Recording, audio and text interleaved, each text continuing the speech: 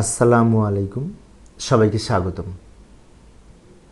তো প্রিয় সুধীবৃন্দ, এই যে বিসিএস কর্মকর্তাদের বিভাগীয় পরীক্ষার প্রশ্নের আলোকে একটি প্রশ্নটি প্রায় 10 বার বিগত পরীক্ষার প্রশ্নটি এসেছে। সেটি হচ্ছে রাজনীতিতে অংশগ্রহণ সম্পর্কে। এই সরকারি কর্মচারীদের রাজনীতিতে অংশগ্রহণ সম্পর্কে কি বলা হয়েছে এবং নির্বাচনে অংশগ্রহণ সম্পর্কে কি বলা হয়েছে বিধিমালার আলোকে আলোচনা করার চেষ্টা করব খুব সংক্ষেপে। প্রশ্নটি অত্যন্ত গুরুত্বপূর্ণ। তো মূলত এই যে প্রথমে আমরা লিখব কোন বিধিতে বলা আছে। সরকারি কর্মচারী আচরণ বিধিমালা 1979 এর বিধি 25-এর 1-এ এই রাজনীতিতে অংশগ্রহণ সম্পর্কে বলা হয়েছে। অর্থাৎ 1979 যে বিধিমালা ছিল সরকারি কর্মচারী আচরণ বিধিমালা, এই বিধিমালার 25-এর 1-এ বলা আছে রাজনীতিতে অংশগ্রহণ সম্পর্কে, আর 25-এর 3-এ বলা আছে নির্বাচনে অংশগ্রহণ করার সম্পর্কে। প্রথমে রাজনীতি অংশগ্রহণ সম্পর্কে কি বলা আছে সেটা আগে দেখি। এই বিধিতে বলা আছে রাজনৈতিক দলের বা রাজনৈতিক দলের কোনো সংগঠনের সদস্য হতে বা যুক্ত হতে পারবেন না। এই যে বিধি 25-এর 1-এ বলা আছে যে রাজনৈতিক দলের বা রাজনৈতিক দলের কোনো সংগঠনের সদস্য হতে বা যুক্ত হতে পারবেন না, স্পষ্ট বলা আছে। আরও বলা আছে বাংলাদেশ বা বিদেশের কোনো রাজনৈতিক কর্মকাণ্ডে অংশগ্রহণ করতে পারবেন না। শুধু বাংলাদেশে না, একজন সরকারি কর্মচারী বিদেশের কোনো রাজনৈতিক সংগঠনের সাথেও কর্মকাণ্ডে অংশগ্রহণ করতে পারবেন না। আরও বলা আছে কোন রাজনৈতিক কর্মকাণ্ডে সহায়তা করতে পারবেন না। কোনো রাজনৈতিক কর্মকাণ্ডে সহায়তাও করতে পারবেন না, বিশেষ সহায়তা যেভাবেই হোক, আর্থিকভাবে হোক আর অন্যভাবে হোক, সহায়তা করতে পারবেন না। তাহলে এখানে 3টা বিষয় স্পষ্টভাবে বলা আছে। একটি হচ্ছে রাজনৈতিক দলের বা রাজনৈতিক দলের কোনো সংগঠনের সদস্য হতে পারবেন না, বাংলাদেশ বা বিদেশের কোনো রাজনৈতিক কর্মকাণ্ডে অংশগ্রহণ করতে পারবেন না, এবং কোনো রাজনৈতিক কর্মকাণ্ডে সহায়তা করতে পারবেন না। স্পষ্টভাবে এই 3টে বিষয় বলা আছে রাজনীতিতে অংশগ্রহণ সম্পর্কে। এবার আমরা দেখব নির্বাচন সম্পর্কে কি বলা হয়েছে। এই প্রশ্নটি নির্বাচনে অংশগ্রহণ সম্পর্কে এই প্রশ্নটি 11 বার এসেছে পরীক্ষায়, বিগত পরীক্ষায়, নির্বাচনে অংশগ্রহণ সম্পর্কে।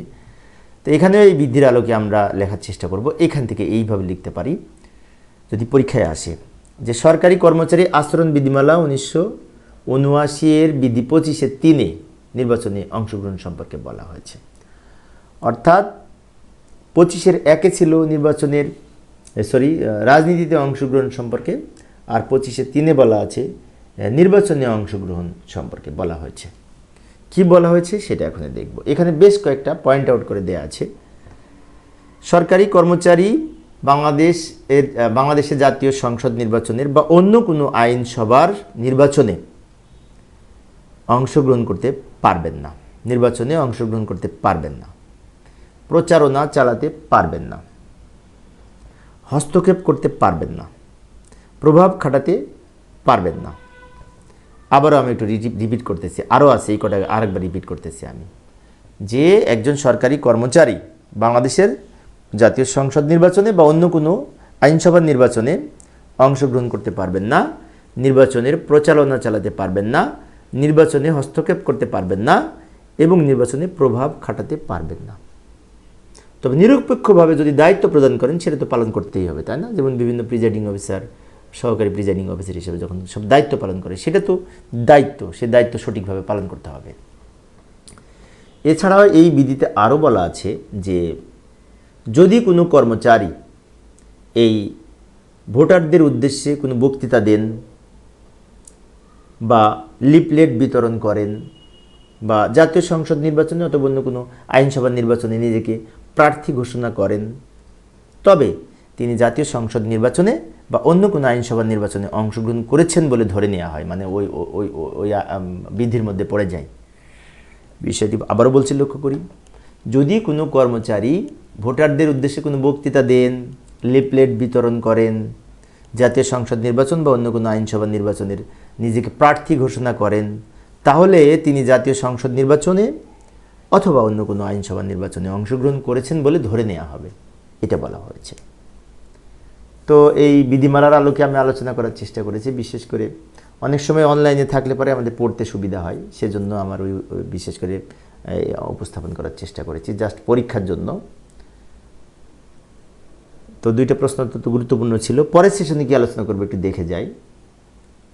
পরের সেশনে এই চাকরিজীবী সমিতির সদস্য লাভ এই সম্পর্কে বিধিতে কি বলা আছে, এই প্রশ্নটি 5 বার এসেছে অবশ্য।